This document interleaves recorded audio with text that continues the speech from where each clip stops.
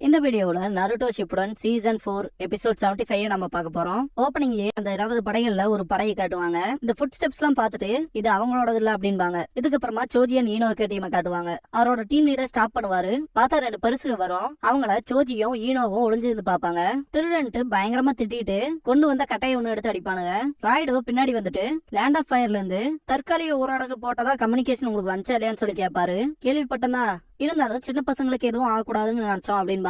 அவோபா, சோஜி, Eno 3 பேருமே என்னடா இதுன்ட்டு பாப்பாங்க.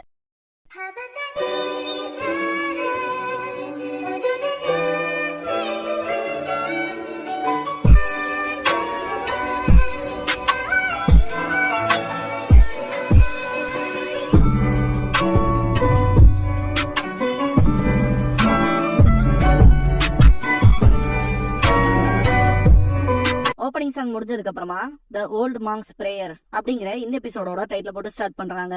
இதுக்கப்புறமா ஒரு பறவையை காட்டுவாங்க. ஹொக்காகே ஆபீஸ்க்குள்ள லேடி சுனாரி கிட்ட சீசுனே நம்ம 20 படைப்பிரிவுகளை அனுப்பிச்சிருக்கோம். இப்போதைக்கு 150 கிலோமீட்டர் சுற்றளவுல தேடுதல் வலையை அமைச்சிருக்கதா சொல்லுவாங்க. ஃபயர் டெம்பிள சுத்தியும் ஒரு எறும்புனாலும் கூட அதை தாண்ட முடியாது அப்படின்பாங்க சீசுனே. 3வது படைப்பிரிவு கிட்ட இருந்து நமக்கு ஒரு ரிப்போர்ட் வந்திருக்கு அப்படின்ட்டு போய் கொடுப்பாங்க.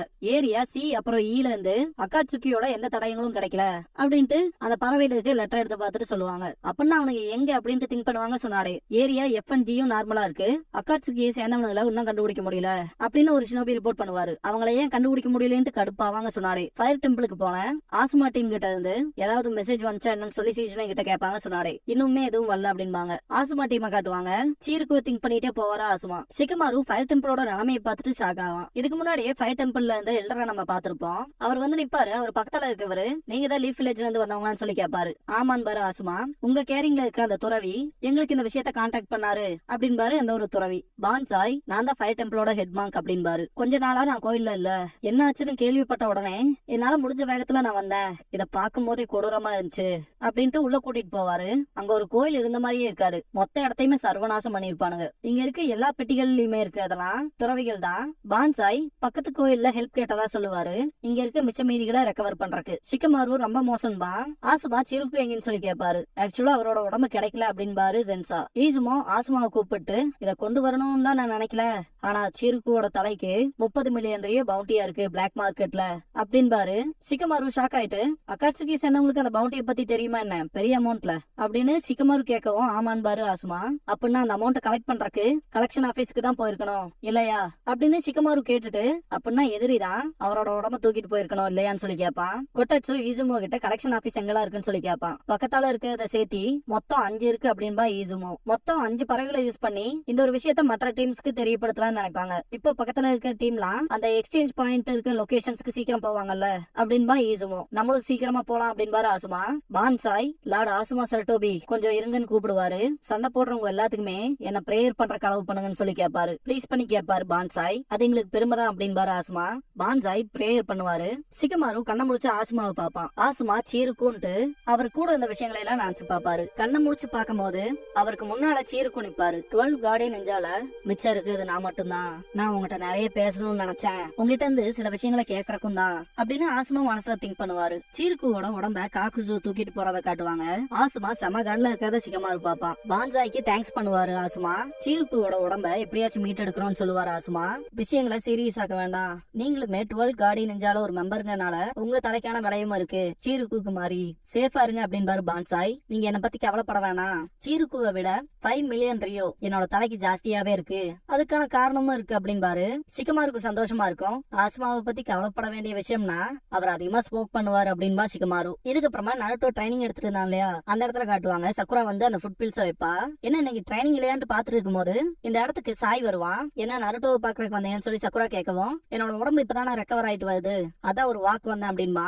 இல்ல உண்மையாலும் என்னன்னா நருட்டோவை பாக்குறதுக்கு தான் வந்தேன் அப்படின்னு ஒத்துக்குவான். ஹானஸ்டா இருக்கியே போதும் அப்படின்பா சக்குரா. நருட்டோவோட ட்ரைனிங் என்ன சஸ்பெண்ட் ஆயிடுச்சுன்னு சொல்லி கேப்பா சாய். இது ரொம்பவுமே இன்டென்ஸான ட்ரைனிங்கிறனால ஒருவேளை அவனால தாக்கு பிடிக்க முடியலையோ என்னமோ. ரொம்பவுமே கடினமான ஸ்பெஷல் ட்ரைனிங்க கண்டினியூ பண்றனால அவனோட மனசுக்கும் உடம்புக்கும் ரெஸ்ட் தேவைப்படுதோ என்னமோ அப்படின்பா சக்குரா. நருட்டோ பசிக்குதுன்னு சொல்லியிருப்பான் இல்லையா, இச்சிரோக்கு ராமன் ஷாப்புக்கு போவாங்க. ராமன்ட்டே வருவான். கொஞ்ச தூரம் நடரா போயிடலாம் அப்படின்னு இழுத்து பிடிச்சிட்டே போவாரு ககாஷி. சக்குரா சாய் கிட்ட நான் செஞ்சதான் சாப்பிடுன்னு சொல்லி ஒண்ணு கொடுப்பா. இது என்ன மட்பாலான்னு சொல்லி கேப்பா. இவ்வளவு மோசமா பேசாதேன்ட்டு, இது நானா ஸ்பெஷலா வீட்லயே செஞ்ச ஃபுட் பில், ஏகப்பட்ட நியூட்ரிஷியஸான இன்கிரீடியன்ஸ போட்டு சீக்கிரமா செரிமானம் ஆகிற மாதிரி ஒவ்வொரு விஷயங்களையுமே பார்த்து அதை ரோல் பண்ணி பால் மாதிரி பேக் பண்ணிருக்கேன் எனர்ஜியோட. சக்குரா பேசிட்டு இருக்கும் போதே சாய் பாதி கடிச்சிருப்பான். சக்குரா இந்த பில்ல சாப்பிடறதுனால இந்த அடிபட்டப்ப ஏற்படுற அந்த காயங்கள்லாம் இருக்கும் இல்லையா ஸ்கின்ல, சோ அந்த மாதிரியான விஷயங்களை எல்லாம் கியூர் பண்ணும் அப்படி இப்படின்னு பயங்கர பில்டப் கொடுத்துட்டு இருப்பா. திரும்பி பார்க்கும்போது சாய் இருக்க மாட்டான். ஒரு பேப்பர்ல பில் கொடுத்ததுக்கு தேங்க்ஸ்னு போட்டு அந்த பாதி கடிச்ச ஃபுட் பில்லையுமே அங்கேயே வச்சுட்டு போயிருவான். எஸ்கேப் ஆகும்போது கூட ஒரு இடத்துல ஸ்டாப் ஆவான், ஐயோ முடியலையே அப்படின்ட்டு. அதோட டேஸ்டும் ஸ்மெல்லும் மெடிசன் மாதிரியே இல்ல, ஏன்னா திரும்ப நோய்க்கு ஆளாக்கி விட்டுரும் போல அப்படின்மா சாய். இதுக்கப்புறமா நருட்டோ கிட்ட காட்டுவாங்க. கடைக்கு போவாங்க. வெல்கம்னு கத்துவாரு டியூச்சி. நருட்டோ அவனோட ஆர்டர் சொல்லுவான். ஆயமே இன்னைக்கு ஸ்பெஷலா ஒண்ணு இருக்கு அப்படின்னு சொல்லிட்டு மெனுவை காட்டுவா. இல்ல எனக்கு நான் சொன்ன அந்த ராமனே கொடுங்க அப்படின்னு சொல்லுவான் நருட்டோ. இல்ல அதை பாருங்கன்ட்டே இருப்பாங்க ரெண்டு பேருமே, டியூச்சியும் சரி ஆயமேவும் சரி. பார்த்தா ராமனா இருக்காது, சுக்கிமென்னு ஒண்ணு விற்பாங்க. அதாவது இந்த டிப் நூடுல்ஸ் சொல்லுவாங்க இல்லையா அந்த மாதிரி. நருட்டோ இப்ப கூட ராமன்ங்கிற மாதிரி தான் சொல்லுவான். இப்ப இந்த டிப் நூடுல்ஸ் ஷாப்பான்னு சொல்லி ககாஷி கேட்கவும் டியூச்சி ஆமான்ட்டு, என் பொண்ணுதான் டிப் நூடுல்ஸ்க்கான காலம் வந்துருச்சு, இதுக்கப்புறமா கஸ்டமர்ஸ்ல அதான் விரும்புவாங்க அப்படின்ட்டு நல்ல ஒரு பிசினஸ் மோட்டிவோட வந்து சொன்னா, அதனாலதான் நானும் இதை பண்ணேன் அப்படின்பாரு. ஆயமே கஸ்டமர் சாட்டிஸ்பாக்சன் தான் எங்களுக்கு முக்கியம் அப்படிங்கிற மாதிரி சொல்லிட்டு இருப்பா. அதேதான் அப்படின்பாரு டியூச்சி. எனக்கு மீசோ அண்ட் போர்க் வச்ச ராமன் தான் வேணும் அப்படின்பா நருட்டோ. டிப் நூடுல்ஸே வாங்கிக்கலாம், என்ன டிஃபரெண்ட் இருக்க போகுது அப்படின்பாரு ககாஷி. ஏன் மட்டும் உங்களுக்கு அதோட கான்செப்டே புரியல, டிப் நூடுல்ஸ்க்கும் ராமனுக்குமான வித்தியாசங்கள் இருக்கு. டிப் நூடுல்ஸ் ஒவ்வொரு டைமும் சாஸ்ல நம்ம தான் தொட்டு சாப்பிடுற மாதிரி வரும் அப்படின்ட்டு டோட்டலாவே டிஃபரெண்டா இருக்கும் பாரு யாமட்டோ. அவர் சொல்றதுதான் கரெக்ட், ராமன் டிப் நூடுல்ஸ் வந்து டிஃபரெண்டா இருக்கும், எனக்கு ராமன் தான் வேணும் அப்படின்னு நருட்டோ சொல்லவும் அதெல்லாம் இங்க இல்லன்றவா ஆயமே மூஞ்சில அடிச்ச மாதிரி. அட்லீஸ்ட் அதுல சூப்பனாவது ஊத்தி கொண்டு வந்து ராமன் மாதிரி கொடுங்களேன் அப்படின்பா. இதெல்லாம் என்ன நல்லாவா இருக்கும் அப்படின்ட்டு ஆயமே கிடைக்காதுன்பா. நருட்டோ செத்தமாய் விழுந்துருவான். ஐயோ சாமி என்னால முடியல, டிப்பிங் நூடுல்ஸ்னாவது கொண்டு வந்து போடுங்க அப்படின்பா. 3 ஆர்டர்ஸ் அப்படின்பா ஆயமே. டியூச்சி டிப்பிங் நூடுல்ஸ் செஞ்சு கொடுப்பாரு. அதை செக் பண்ணி பார்த்துட்டு ஆயமே இன்னொரு தடவை நல்லா பாயில் பண்ணுங்க அப்படின்பா. நருட்டோவுக்கு கடுப்பா இருக்கும். திரும்ப கொண்டு வரும்போது சூப் இருக்காது, சூப் சரியா இல்ல ரெஃப்ரெஷிங்கா இல்ல அப்படின்ட்டு திரும்ப செய்ய ஆரம்பிப்பா. டியூச்சி அந்த நூடுல்ஸ் எடுத்து திரும்ப செய்வாரு. நீ ட்ரைனிங் போனதுக்கான ரிசல்ட்ஸ் எல்லாம் காட்டு ஆயமே அப்படின்பாரு டியூச்சி. கடைசியா ஒரு வழியா நருட்டோ கிட்ட வந்து சேர்ந்துரும். கொஞ்சோண்டு அந்த போர்க் ஸ்லைசஸும் மீசோவும் அப்படியே பிஷ் கேக்லாம் இருந்தா போடுங்க அப்படின்பா நருட்டோ. போட்ட உடனே சூப் அள்ளி உள்ள போட்டு இதோ இப்ப ராமன் ஆயிடுச்சு பாத்தியான்ட்டு சாப்பிடுவான் நருட்டோ. உனக்கு அதோட குவாலிட்டியை பத்தி தெரியலன்னு ஆயமே பேசவும், ரெஸ்டாரண்ட்டை பத்தின முக்கியமான விஷயத்தவே நீ மறந்துட்ட ஆயமே அப்படின்பா நருட்டோ. மெயினா கஸ்டமரோட சாட்டிஸ்பாக்சன் தான் முக்கியம்பா. அதுக்காக தான் ரொம்ப கஷ்டப்பட்டு இந்த டிப் நூடுல்ஸ் நாங்க எங்களுக்கு பிடிச்ச மாதிரியான விஷயங்களை கஸ்டமர் சாட்டிஸ்பாக்சனோட கொடுக்கணும்னு நினைக்கிறோம் அப்படின்பா ஆயமே. உனக்கு புரியல, நான் கேட்டது ராமன் அப்படின்னு கத்துவா நருட்டோ. ஆயமேக்கு நருட்டோ இந்த டிப் நூடுல்ஸ டேஸ்ட் கூட பண்ணி பார்க்க மாட்டேங்கிறான்ங்கிற கோவம் இருக்கும். ரெண்டு பேரும் சண்டை போட்டுட்டு இருக்கும் போதே ககாஷியும் யாமட்டோவும் சாப்பிட்டுட்டு நல்லா இருக்குன்னு தான் சொல்லுவாங்க. டியூச்சி ஷோல்டரை பிடிச்சிட்டு வயசாயிடுச்சு ஏதாவது யங்ஸ்டர்ஸ் வேலைக்கு போடலாமா என்னன்னு யோசிச்சுட்டு இருப்பாரு. கடைசியா நருட்டோவும் சாப்பிட்டு முடிச்சிருப்பான். நல்லா இல்லன்ட்டு 3 கப்பு சாப்பிட்டியடாங்கிற மாதிரி இருக்கும் யாமட்டோவுக்கு. இவன் மேல கோவப்படுறதா என்ன, 3 கப்பு வாங்கி தின்றுருக்கானே அப்படின்பா ஆயமே. ட்ரைனிங் ஸ்டார்ட் பண்ணலாமான்ட்டு எக்ஸைட் ஆவா நருட்டோ. இல்ல அதுக்கெல்லாம் முன்னாடி நருட்டோ நான் உனக்கு செம்மையா ஒண்ணு காட்டுறேன் அப்படின்பாரு ககாஷி. நருட்டோ ஆர்வமா இருப்பான். சாப்பிட்டுருக்கீல அதுக்காக கொஞ்சம் ரெஸ்ட் எடுத்துக்க அப்படின்பாரு ககாஷி. திரும்பவும் குழப்பறமாய் பேசுறீங்கன்பா நருட்டோ. இங்க பாரு எப்பவுமே நான் நல்ல விதமா தான் பேசுவேன், அது செம்மையா இருக்க போகுது அப்படின்பாரு ககாஷி. பில்லு கொடுப்பாரு டியூச்சி. யாவட்டோ என்ன பே பண்றியா அப்படின்னு சொல்லி கேட்பாரு ககாஷி. எப்பவுமே ஜூனியர்ஸுக்கு சீனியர் தானே வாங்கி தரணும் அப்படின்பாரு யாவட்டோ. இல்ல இதுல இல்ல ஜூனியர்ஸ் சீனியர்ஸ்ங்கிற விஷயம்ல எதுவும் இல்ல, அதையும் மீறி நீ நினைச்சீனா நான் அதிகப்படியா நம்பிக்கை வச்ச ஒரே ஒரு ஜூனியர் நீ மட்டும்தான், எனக்கு ஈக்குவலான ரெஸ்பெக்ட் நான் உனக்கு கொடுக்குறேன் அப்படின்பாரு ககாஷி. சரி உனக்கு ஆட்சி பணம் இல்லைன்னா நானே கூட பே பண்றேன் அப்படின்ட்டு காசு எடுக்க போவாரு ககாஷி. கடைசியில யாமட்டோ தான் பே பண்ணுவாரு. ககாஷி விக்டரி சிம்பிள காட்டவும் நல்ல விதமா பேசுறான் தான் நீங்க அப்படின்ட்டு நருட்டோ சிரிப்பான். இதுக்கப்புறமா ஹீடான் கிட்ட காட்டுவாங்க.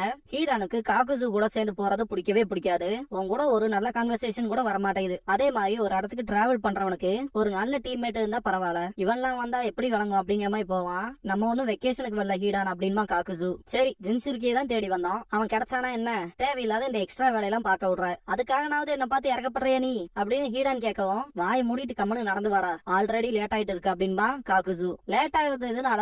ஏதோ கலெக்ஷன் ஆபீஸோ என்னமோ போறோம்னு சொல்லிட்டு கூட்டிட்டு போறே, இந்த மாதிரியான மோசமான ட்ரிப்னாலதான்டா எரிச்சல் ஏத்துது அப்படின்பா ஹீடான். காக்குசு நின்றுவான். என்ன எரிச்சல் ஏத்துதா? இதுவும் முக்கியமான மிஷின் தான் அப்படின்ட்டு ஹீடான பாப்பான். என்னவோ ஒண்ணு, பணத்தை சேர்த்தறதுக்கான இன்சார்ஜா ஆர்கனைசேஷன்ல ஒன்னதான போட்டிருக்காங்க இல்லையான்னு சொல்லி கேட்பான் ஹீடான். இந்த அற்பத்தனமான காசெல்லாம் டெய்ல்டு பீஸ்ட வேட்டையாடினதுக்கு அப்புறமா பார்ட்டி பண்றதுக்கு வேணா ஆகும் அப்படின்பா. காக்குசு எதுவுமே பேசாம கிளம்பிடுவான். இதுக்கப்புறமா ஹீடான் சாரி கேட்பான். அந்த உடம்பு வெயிட்டா இருக்கும்ல, கூட வேணா நான் கொஞ்ச நேரம் தூக்கிட்டு வரேன் அப்படின்பா ஹீடான். என்னோட வேல்யூபிளான பவுண்டியை வச்சு நீ என்ன பண்ண போறேன்னு கேட்பான் காக்குசு. கொஞ்சம் நல்லவனா நடந்துக்கலாம்னு பார்த்தேன் அப்படின்பா ஹீடான். அப்ப நான் நிராகரிக்க போறேன்னு சொல்லி கேட்பான் காக்குசு.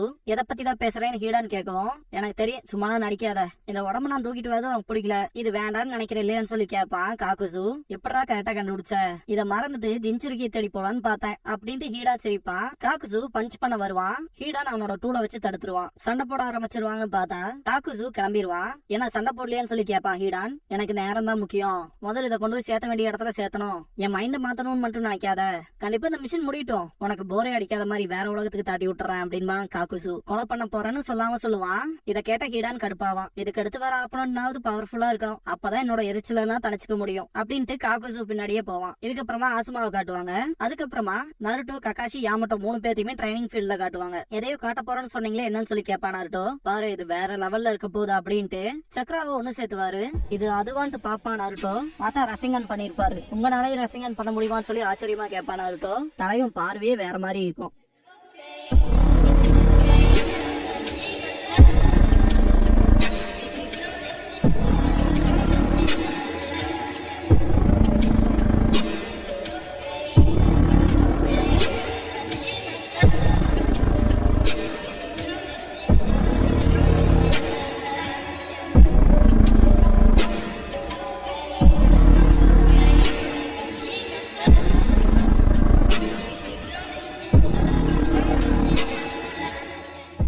க்ளோசிங் சாங் முடிஞ்சதுக்கு அப்புறமா தி நெக்ஸ்ட் ஸ்டெப் அப்படிங்கிற எபிசோட தான் நம்ம அடுத்து பார்க்க போறோம் அப்படின்பா நருட்டோ. இதுக்கப்புறமா கொரோனா வீட்டுல காட்டுவாங்க. ஆசுமா ஒரு இம்பார்ட்டன்டான அனௌன்ஸ்மெண்ட் பத்தி சொல்ல போறேன்னு பாரு. அடுத்த வாரத்துல இருந்து இந்த ஷோவோட டைட்டிலே மாறப்போகுது அப்படின்ட்டு. புது டைட்டில் என்ன தெரியுமா? ஆசுமா ஷிப்புடன் அப்படின்பாரு. மன்னிச்சுக்கங்க, அதுல எனக்கு கொஞ்சம் பிரச்சனை இருக்கு அப்படின்பாங்க கொரோனாய். ஆனா சிக்கமாரு வாய்ஸ் கேட்கும். ஆசுமாக்கு மனசே இல்லாம பாப்பாரு. பார்த்தா சிக்கமாருவா இருப்பான். எப்பவுமே அடுத்து வர ஜெனரேஷனை தான் ஷைன் ஆக விடணும், அதனால புது பேரு சிக்கமாரு ஷிப்புடன் ஆரம்பிக்க போகுது அப்படின்பா. நருட்டோ போஸ்டர் கிழிச்சிட்டு வருவான். இதெல்லாம் எங்கிட்ட கேட்டுட்டு மாத்தணும்டா, உனக்கு யாரா ஏன் ஷோ எடுத்துக்கலாங்கிற உரிமையை கொடுத்தது அப்படின்ட்டு நருட்டோ பயங்கரமா கத்துவான். யாரு இது அப்படின்பா சிக்கமாரு. எவ்வளவு வேணா கனவு காணுங்க, ஆனா இந்த ஷோக்கு ஒரே ஹீரோ தான் இல்லையா ஆடியன்ஸ் செல்லக்குட்டிகளா அப்படின்பா நருட்டோ. இங்க பாரு, அடுத்த வாரத்துல நீ அதிகமாவே இல்ல அப்படின்பா சிக்கமாரு. புக்கை வாங்கி பார்த்துட்டு நருட்டோ ஷாக் ஆவான். இப்படி நடக்க கூடாது, யோ டைரக்டர் எங்கேயும் இருக்கு அப்படின்னு கத்துவான் நருட்டோ. ஆக்சுவலா சிக்கமாரு ஷிப்புடன்னு சொல்லி ஃபன்னுக்காக வச்சாங்களான்னு தெரியல, ஆனா பொருட்டோல அப்படி ஒரு விஷயம் தான் நடந்திருக்கு. நருட்டோவை காவாக்கி வேற ஒரு டைமென்ஷன்ல போட்டதுக்கு அப்புறமா 8th ஒக்காகேவா சிக்கமாரு தான் வந்திருப்பான். எல்லாருமே ஸ்மார்டஸ்ட் ஒக்காகேன்னு சொல்லிட்டு பயங்கரமா அந்த ஒரு விஷயத்த செலிப்ரேட் பண்ண ஆரம்பிச்சிட்டாங்க. எப்பவுமே கிஷிமாட்டோ எழுதுறத பொறுத்த வரைக்கும் ஆரம்பத்துல ஒரு விஷயத்த பண்ணிருப்பாரு, அந்த விஷயம் கடைசியில ஒரு இம்பாக்ட கொடுக்கும். கோ இன்சிடென்ஸா இல்ல என்னன்னு தெரியல, ஆனா கிஷிமாட்டோ பண்ணா வேற லெவல்ல